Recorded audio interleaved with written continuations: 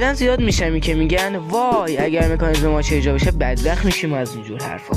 اما مکانیزم ماچه چیه؟ مکانیزم ماچه یه سازوکار در چارچوب برنامه جامع اقدام مشترک. این سازوکار چی میگه؟ از دائمی شورای امنیت سازمان ملل متحد میتونن در صورت نقض تعهدات طرف ایران تحریم‌ها رو برگردونن. و خب نکته اینه که لازم نیست تمام اعضا رأی مثبت بدن. صرفاً کافیه یکی از اعضای دائمی ادعای عدم پایبندی اساسی به تعهدات از طرف ایران کنه تا 30 روز بعدش تحریم‌ها برگرده. و تو این 30 روز اعضا فرصت دارن با رأیگیری مانع بشن که البته این کار تقریبا غیر ممکنه. اینو باید در نظر بگیریم که بیشتر تحریم‌ها علیه کشور ما از طرف آمریکا بوده و فکر نکنم عملاً مکانیزم ماشه از نظر کارشناسان تأثیر روی اقتصاد ما بذاره. اما چرا اینقدر روی مکانیزم ماشه تو فضای مجازی کار میشه؟ این حرکت روانی که وای ما بدبخت شدیم میتونه اراده ملی رو تضعیف کنه و همینطور مردم رو ناامید. البته هدف دشمن هم همینه، ولی خب همیشه با وجود تحریم‌ها موفق بودیم و اصلا این تحریم‌ها جدید نیستن. حالا بماند که برجام اثر مثبتی نداشت و فقط محدود شدیم و عقب افتادیم، اما عوضش موجب شد بدونیم که میتونیم توی تحریم‌ها هم قوی باشیم